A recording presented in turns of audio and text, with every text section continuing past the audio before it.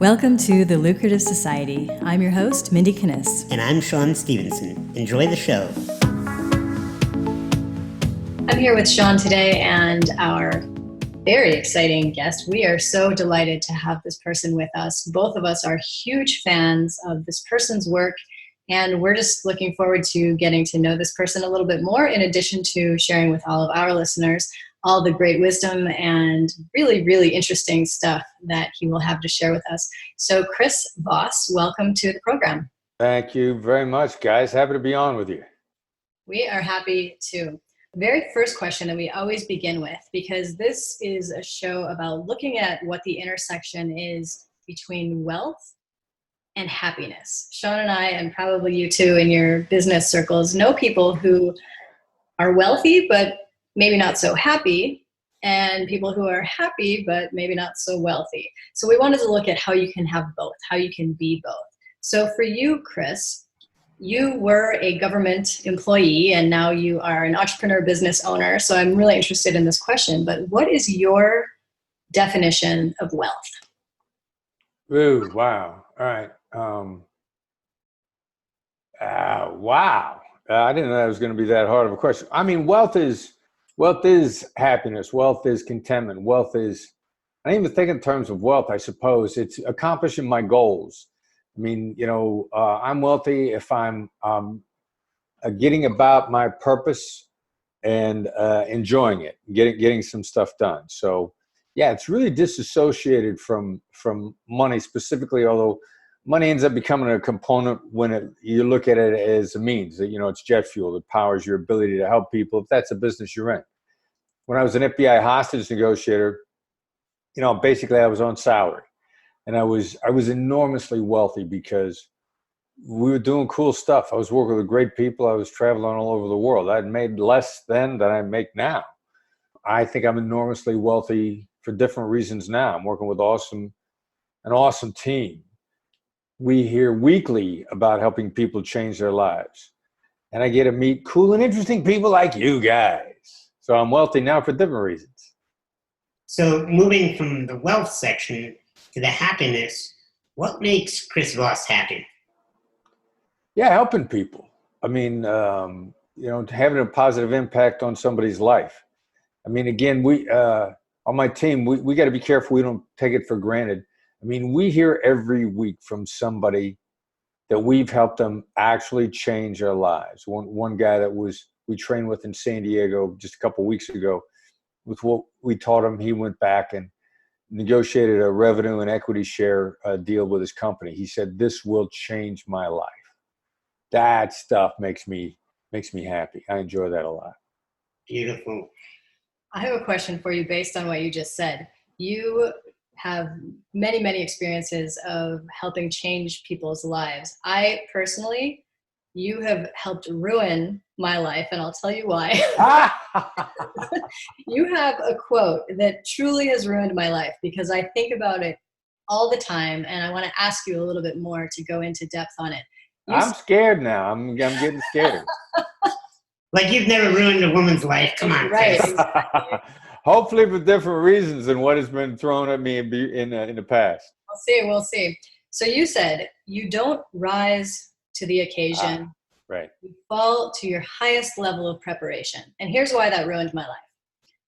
I have always thought of myself as someone that can really easily go with the flow. Let's say I'm on stage and I forget what I'm saying. Well, I can pick up and just roll with it. Let's say I'm in a conversation. I can talk to people and do what needs to be done to get through whatever it is that I'm going through. And I read that in your book and I thought, you know what?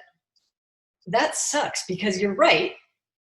And I have had to reevaluate all of these different pieces in my past about, you know what? If I had been more prepared, this could have gone better. It might have gone okay. And the other people out there might have thought, oh, well, that was great, but I know it wasn't great. So could you speak to that concept a little bit and how you got to such clarity? Because I love that quote. It's just like, bam, punch you in the gut. Yeah, well, so first of all, to maybe be able to realize that you could have done things better in the past, you had to have made the mistake. You had to have had it go bad. I mean, we kind of, when we're teaching negotiation, a lot of times we get in this dilemma of the cart before the horse, chicken and the egg, what's first? I can give you answers, but if you don't know their questions, the answers will blow right by you. And, we cause people to intentionally make mistakes when we're training in negotiation, so that when we give them the answer, they appreciate the answer. So, I very definitely believe that our mistakes and our errors of the past, by and large, are preparing us for better achievements in the future. So where did the quote come from? I mean, I suppose when I did a lot of preparation to become a hostage negotiator, spent a lot of time on a crisis hotline. So the first time I was live on a phone with somebody, and it was a bank robber in a bank, I was prepared. I was ready. I just relied on my training. And I didn't know that was what really gave me the edge at the time. But then I heard a version of this phrase from a Louisiana state trooper. And I thought, all right, let's adjust this phrase just a little bit, because it exactly hits a mark. And then you start looking around for it and you see it everywhere. I mean, Michael Jordan did a basketball commercial once explaining why he failed so many times in practice, which is why he succeeded in games. So yeah, you rise to the level of your preparation. So prepare. Chris, this is a question I feel like you've never been asked. So prepare yourself. All right, here we go. When have you lost a negotiation with yourself? Yeah, I don't know of a specific reason. I mean, I suppose if I defeat myself in advance and don't even make the effort, that means I've lost the negotiation with myself. If I'm like, it's a waste of my time and I don't even bother with it. I came really close to that today, actually. I like pens. I mean, if there's anything I like, nice sort of flashy Italian style pens. And I bought this pen, and it wasn't quite right. It's sort of a internet-based thing. And I thought about just sending it back, or just complaining, or just keeping it, or doing anything but engaging with the pen company. I mean, I came really close to not even engaging with them. But, I thought, yeah, that's stupid. That violates all of my principles that I teach other people. So, and I figured they're going to give me a hard time. That's too bad. We bought it online, or, we're not taking it back. It's whatever. They were wonderful. And I almost defeated myself by not making the call. So I think it probably happens on a regular basis. If I think about doing something and for whatever reason, I don't think it'll work, and I just don't even try. I probably do it to myself in small ways a lot. So from dialoguing with a pen company to the extreme of a human life is on the line, in your career as a hostage negotiator, did you ever lose anybody on your watch, and how did you deal with that? Oh yeah, people die. I mean, that's the first time I worked a case where somebody died. When it was really on my watch, and other hostages had gotten killed early on in the game on that one, but I hadn't wrapped my arms around the entirety of the event. And then it was the Burnham Sabero kidnapping in the Philippines. I write about it in the book. Guillermo Sabero was executed by the hostage takers early on, before we even got our arms around that situation at all. And then at the very end, there was a botched rescue attempt by the Philippine Scout Rangers, and 2 out of 3 of the remaining hostages were killed by friendly fire. I mean, it was the first time people gotten killed on something I was in charge of. And, at the time, selfishly, I took it hard. In hindsight, it wasn't a member of my family that died. I got no business talking about that was a low point in my life. It wasn't my relative. But that's going to happen. And for my boss, Gary Nestor, used to always say, we have the best chance of success. We'll come up with the strategy that gives us the best chance of success. And it was that moment that I realized that meant that we weren't always going to be successful. Rely upon a process. You can't bat 1,000. Just not going to happen. And so I was determined that we were going to get better afterwards. That was when I ended up going to Harvard Law School and collaborating with those guys as a result. But if you're a hostage negotiator and you stay in the game somewhere, if you're less than 10 instances in their entirety, is a good chance nobody's going to get killed. And you're going to think that everything you touch turns to gold. Somewhere in the ballpark of when you start getting into double digits, something's gonna go bad, and you have to pick yourself up and be determined to get better as a result. So one of the things we talk about a lot in meetings with our team is that none of this is life or death. Because different team members will get stressed about something that's not done yet or something that they need to do or whatever. And we're like, none of this is life and death. But for you, in that capacity, it was literally. So how different is your work now? I mean, does everything just feel easy? Because we're like, hey, we're talking about business now. Like, it's not that big of a deal. Yeah, your biggest problem is your biggest problem, right? Regardless of what your circumstances. Oh my God, my Lyft driver's late. It's horrible. I'm gonna be late to the party. My Italian pen is not right. My Italian pen is not working, right? Yeah. Yeah, as human beings, we do that to ourselves, and we act like stuff, and which is one of the reasons why, the emotional intelligence of hostage negotiators applies to everyday life. Because that's how we're wired as human beings.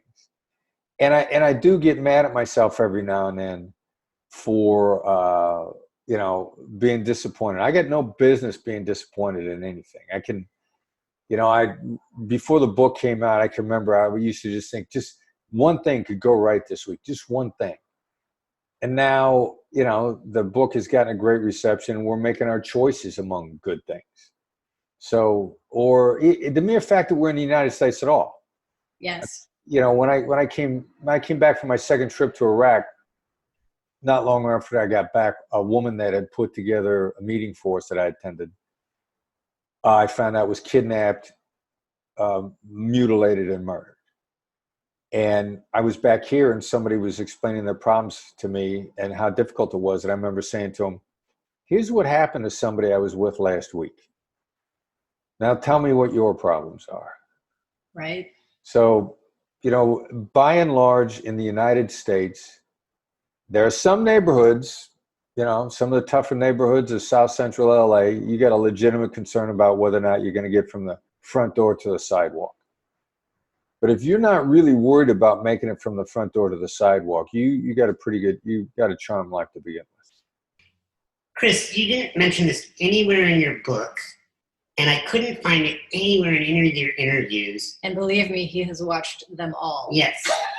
Everything. You never mentioned in a hostage negotiation, did you ever have a moment with the hostage taker where you made them laugh? Yeah, interesting question. I don't recall a moment where we made them laugh. No, I'm probably not. What makes you ask?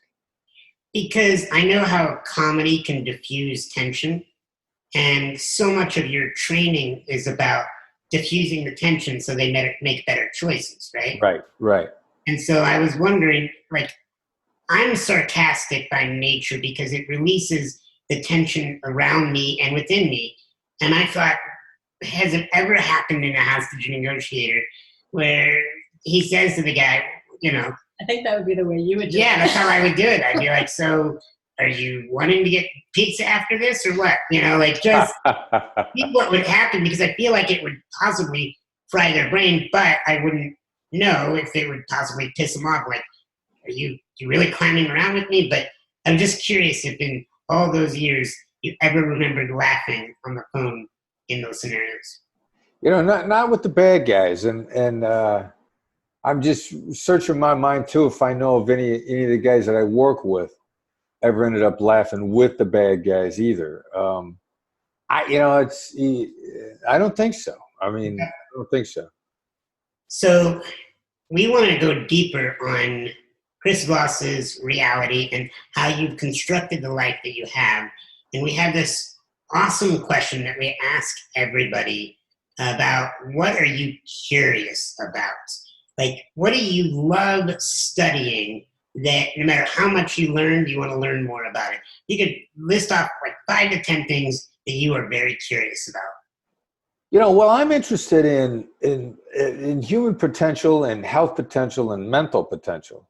I mean, as soon as you start looking at it, there's some crazy stuff out there. Joe Dispenza, the stuff that he talks about, and his stuff, when you dive into it, it seems wacky, but then you see echoes of it in everybody that's studying human potential. And what we're capable of, human beings, is astonishing, and how things work, and then you find stuff that if you tell other people about it who don't have an inkling, like the fact that time passes at a different rate where the satellites are versus on the surface of the earth, and they have to recalibrate that, or our GPSs would be off by 6 miles every day. I mean, the idea that I thought time was a constant. I thought Einstein's theory of relativity, screwing around with time, is just, Marvel comic book stuff. And then not only do we know it's there, we don't know how it works, but we have to recalibrate our satellites so that I can get to the right house on my GPS. I mean, the stuff that's out there to learn about is astonishing. And all of that I find I'm very curious about learning more about it. That's awesome. Do you ever feel in your work like you have to turn off your negotiator? I know that as speakers and coaches, that's just who we are. And if somebody comes into contact with us and maybe doesn't want to be coached, it's hard for us. They shouldn't come into contact. Right. It's very difficult for us to just turn that off and, act like a regular person.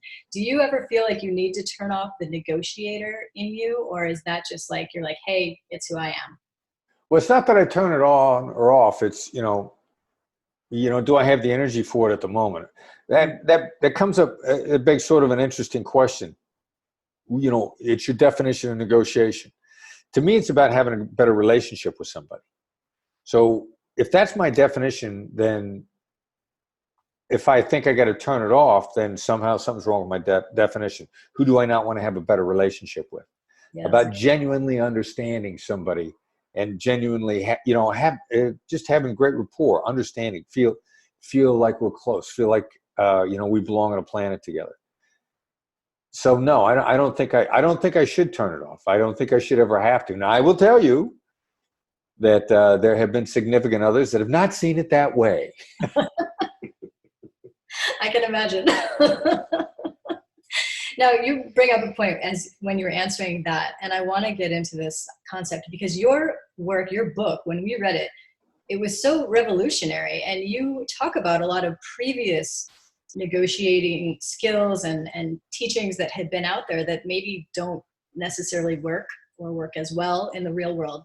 And one of the things that Sean said was comparing your work to when there's a college professor that talks in theory versus somebody who speaks from actual experience. It's a very sometimes different situation, whether it's business, negotiation, whatever it may be. So you, I feel like, transformed this whole concept of negotiation, at least in our minds. Like, it's not I won and you lost in this negotiation. That almost seems like a fairy tale way of doing it. Like, oh, we're all going to feel great about this. But yet we have seen recently in some dealings that we've had, you're exactly right. It works. Yeah. Well, first of all, thank you for the kind remarks. I mean, I think I'm I'm hesitant to use the word proud, but I'm very proud of the book for a variety of reasons, not the least of which is a team effort. Myself, my son, he's not credited on the book, but might as well be an uncredited co-author. And Tal Raz, our co-writer, is a genius writer, absolute genius writer. Tal is so smart, it's scary. So, yeah, I mean, it is theoretically, it's win-win, but, it's all this, it's emotional. It's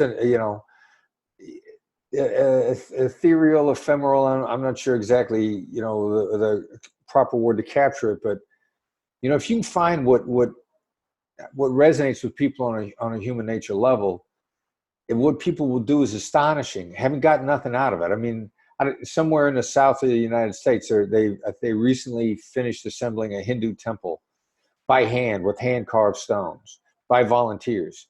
Same way that Hindu temples were assembled 1,000 years ago. And these people did it happily. I mean, delighted to work for years, work for a lifetime for no compensation because of what they got out of it emotionally. I mean, if you can nail what somebody gets out of something emotionally, we can live happily under poverty circumstances, or we can be miserable under high net worth circumstances. So you begin to change your definition of wealth. You change your definition of compensation. And in point of fact, I don't want anybody to feel like they lost if they dealt with us, because they're not going to want to deal with us again. Yeah. Chris, you and I share a personality trait or worldview, maybe, I don't know what you would call it, but you talk about in the book that, and I've heard you talk about in other interviews, that when some personality types are not immediately communicated with, they automatically assume that person must be mad at them. And I know that I'm built that way, and it sounds like, based on what you responded, that you can be that way, where if you haven't heard back, or let's say you send somebody a text, and it's been a couple of days or a couple of hours, or whatever the time may be that passes, and you think, well, there's no other way around it. They must be mad at me. Or there's just silence. Right, just silence in a conversation. Where does that mentality come from? And is it a mentality that's holding us back? Well, how many mentalities don't hold us back when we examine them, right? Yeah, there's a laundry list there. But it partially comes from if we're the type of person who giving someone the silent treatment is a harsh thing. It's a little bit of what people would call projection bias. If I go silent when I'm angry, then that's going to be one of my first interpretations of silence from the other side. Or if and this happens a lot. It happened once when I was working with Tall on the book, because Tall is a ridiculously analytical guy. I mean, he's a thinker. I mean, he's got a great big giant brain. He goes up inside his brain. He spends a lot of time there. And I sent him an email when we were working on the book, and I expected an answer. I was wanting an answer. And as I recall, it may have been something I might have, wanted to change some wording in the book, but you got to be careful with writers. I mean, you start changing words, that's their baby. They get upset. And I sent him the email, and he doesn't get back to me. And after about 4 days, I'm like, oh my God, he's Tall is furious. It really hurt his feelings. He's angry, he's upset. So I text him, I reach out for him, I get him on the phone. He's on vacation with his family in Long Island. And he's like, no, I'm not upset, I'm on vacation. He said, yeah, well, you sound really concerned. What are you worried about? What how are you so bent out of shape? I go, yeah, I didn't hear from you for 4 days, dead silence. I'm worried about how you reacted. He goes, yeah, it's the same thing my wife's been giving me a hard time about the last few days too. I'm like, yeah, well, okay. If several of us are thinking you're angry when you're just not thinking at all, maybe that's a hint that you should respond a little quicker. So is that trait something that is not going away anytime soon? No, we as you and I talked about this the other day, the amygdala is 75% negative. Our initial reaction is going to be on almost anything if we don't watch it to do a negative interpretation. We're wired to be like that, and unless we're intentionally working to empower and overcome that, when we go back on in default mode, we're going to be negative. Yeah, I think it also has to do with your family background and the norms that you grew up with. For instance, Sean's family was very loud, very boisterous. Mine was not. We were very quiet. So to me, quiet is normal. And for him, he'd be like, are you mad at me? What's going on? Why are you not saying anything? I'm like, I didn't know I needed to say anything. The first week that she moved to the same city that I was, we were driving through Chicago. That's what I was just thinking. And she was quiet, Chris. And I thought, that's it. She's dumping me. We're breaking up. This is over. I knew it was too good to be true. And then I'm like, you're mad at me. And she's like, what are you talking about? I'm like, you're silent. She's like, I like silence. Like, it was the norm to me. Well, and I'm sure at the time you're thinking about what a wonderful guy he was and how lucky you were to be even exactly. You had all these wonderful thoughts, right? Yeah, exactly. It was only 1 weekend, so yes. That's true. That's how long it lasted, that 1 week. Exactly. Yeah, Chris Rock says, the first 6 months you're dating their representative, right? Right. So true. It is so Until true. the veil drops. Yes, then you get to the reality of life and people, which is great. What's cool is in hostage negotiation, I think that has to drop so fast. You just have to drop into like truth, emotion, human connection, all of these things really, really quickly. Yeah, well, that's the idea. I mean, and actually, if you do that, it doesn't take that long. I mean, we kind of get caught up in our own head, but hostage negotiators dial into people really fast. I mean, it's the same way it was when I was on a suicide hotline and crisis hotline, to be technically accurate, in New York. I mean, they told us that no matter how complicated the problem was, if we were doing our job on a hotline, we were going to be done in 20 minutes or less. Mm-hmm. And like if you're uncluttered, if your head is clear, and you're fully dialing into the other person, and of course they're communicating with you, they're not intentionally obstructing you, you'll dial into them really fast. So, Chris, I have a question for you. You talked in your book about women as negotiators and how they often have good skill as a negotiator. Yeah. And I wonder if you could speak to, because if women have the same or maybe different abilities in negotiation as men, but I haven't seen that necessarily translate to things like equality of pay and all of that stuff. Like, what's happening there? Are women just not utilizing that negotiating skill that they might have a little more inherently, or what do you see happening there? Wow, that's a lot. Well, while women, we've got a fair amount of, if we were to do a qualitative study on it, on our data shows us pretty regularly that women pick this up faster than men do. So first off is, are they exposed to it, or do they want to learn about it?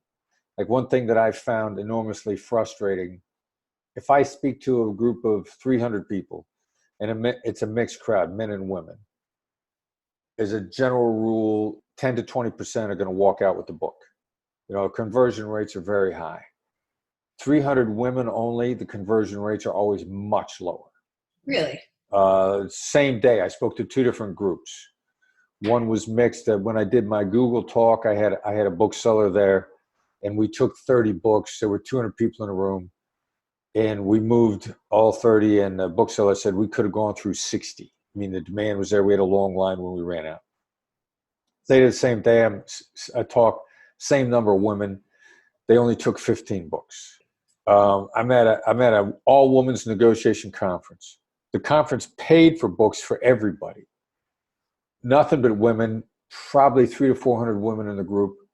They had the books stacked. They had to walk. All they had to do was pick the book off of the table as they walked out the door. Fully half of the books, which were free, were just left there. Now, I can't explain completely. I could speculate on some reasons why, but it's unmistakable in our data that they're less likely to buy the books.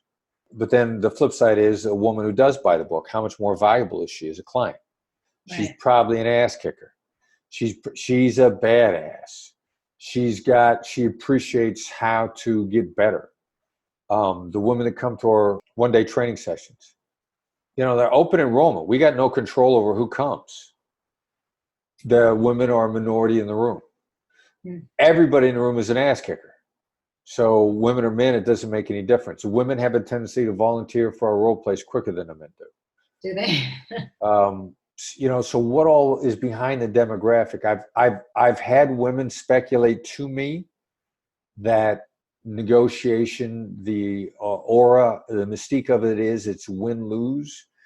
Basically Donald Trump is a great negotiator, and not that many women want to be Donald Trump. No. So it depends upon what the perception of being a negotiator is.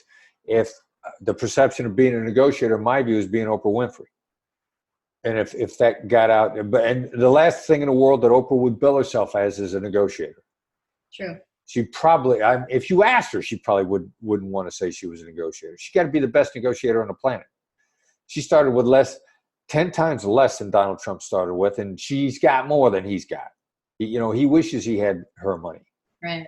So, and her success and her global influence.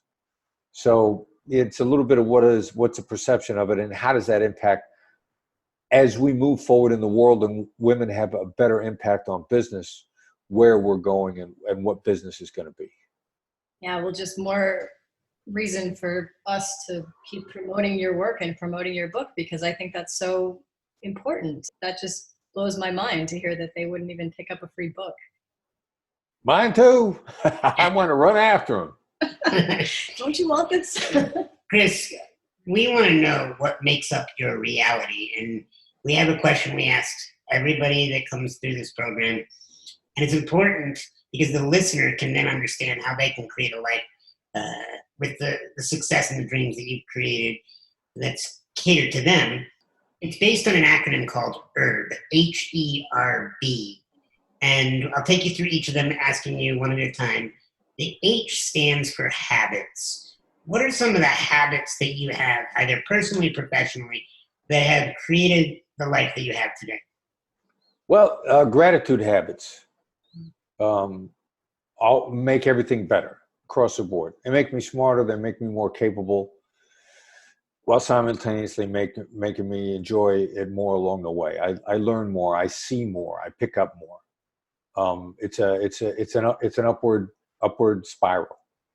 So gratitude habits, which I have to make, I have to work at to remember, because I get so busy, I'll forget to take the time out to do certain things. I'm a hard worker and I'm a learner, and I enjoy helping people get better. And you can succeed without being a learner, but you got to be an extra hard worker to make up for it. I think if you put hard work and, coachability or openness to learning, the ability to learn, then that's a huge advantage, because so many people are not willing to learn, or they only want to learn by experience.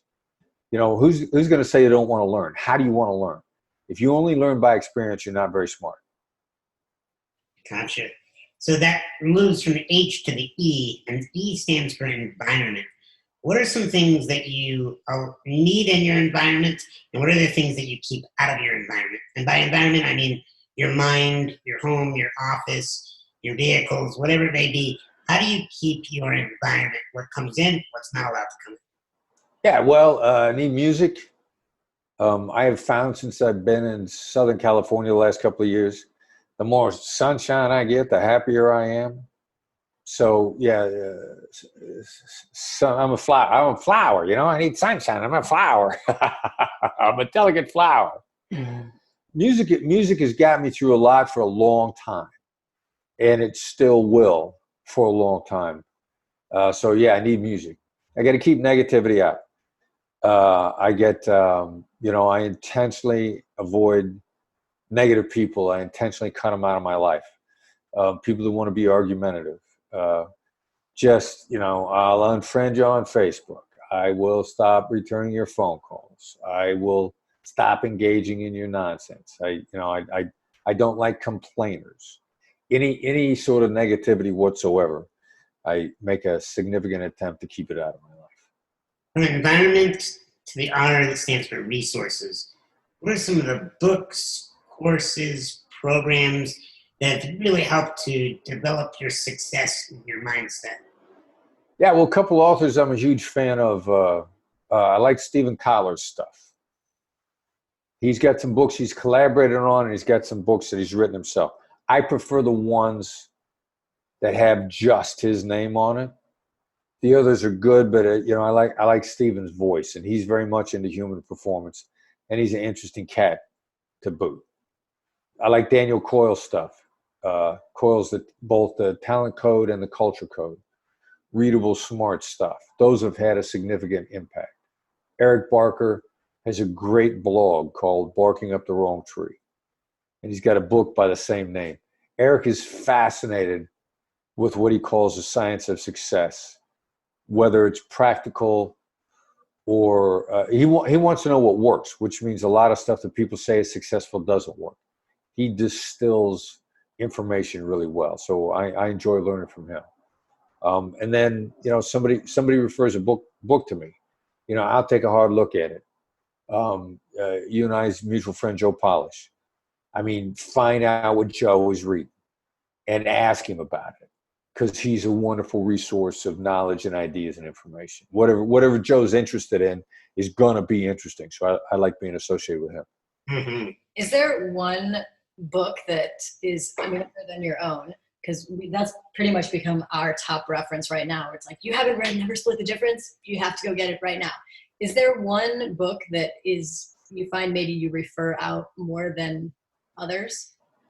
There's three that I think I kind of get referred over and over the most, and it would be Kotler's book, The Rise of Superman, Coyle's book, The Talent Code, and Eric Barker's book, Barking Up the Wrong Tree.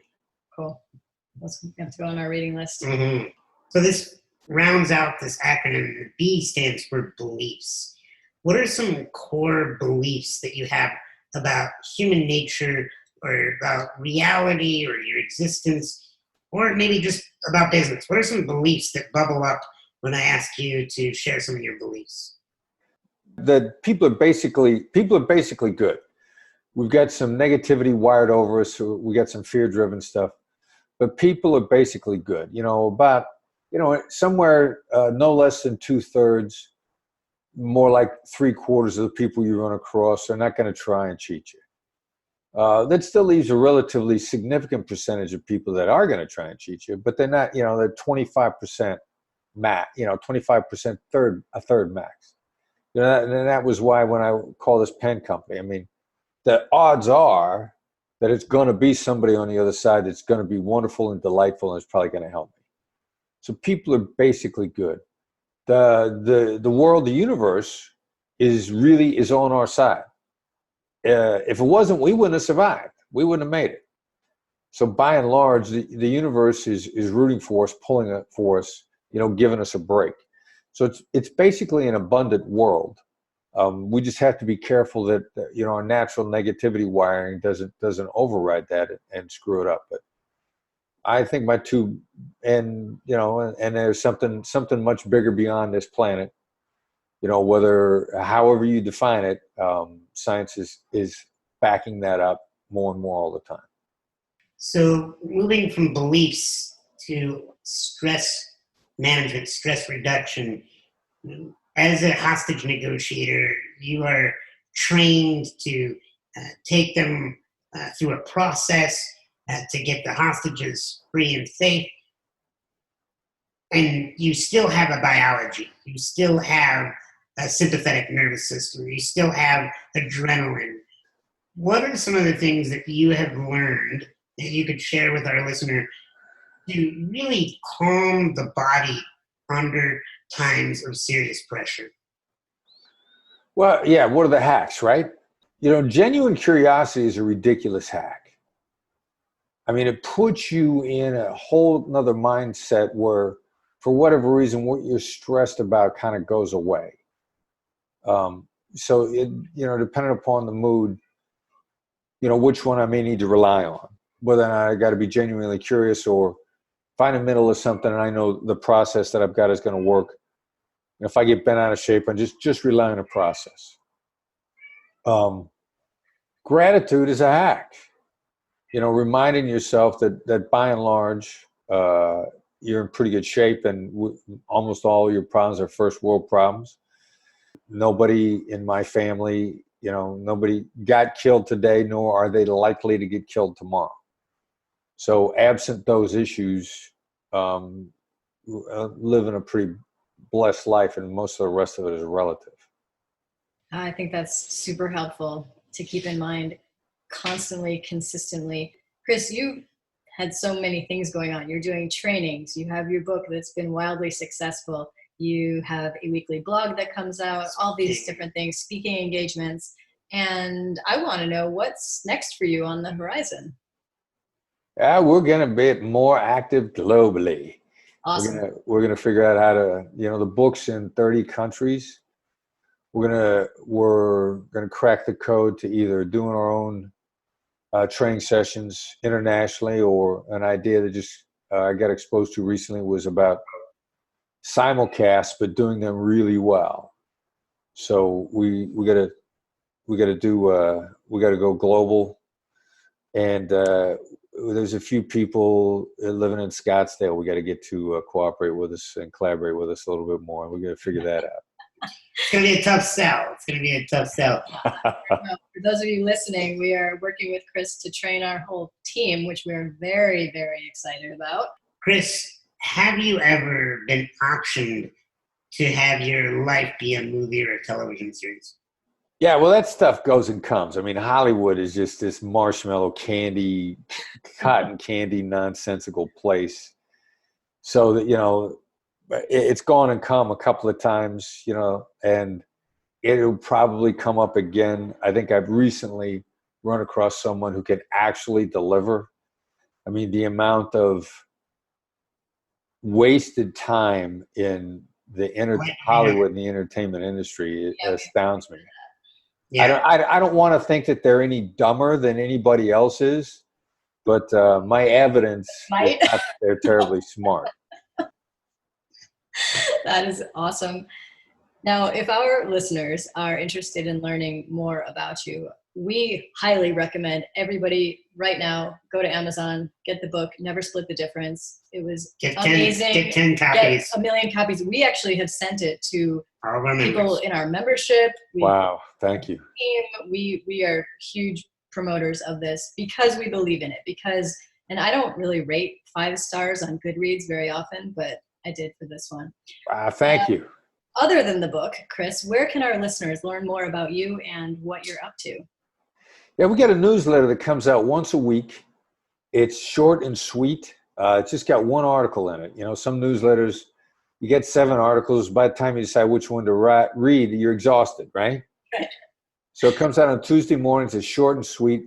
Plus, it's a gateway to everything we have. We got training announcements. It's a gateway to a lot of free content. We put a lot of free stuff out. The newsletter's free. There's some stuff we charge for. And we are not cheap. We are expensive. So you want to take advantage of the free stuff when you can. So the simplest way to subscribe to the newsletter and the text to sign up function only works inside the United States. But it's send a text to the number 22828. 22828 is the number. The message you send is FBI empathy, all one word. Don't let your spell check put a space between FBI and empathy.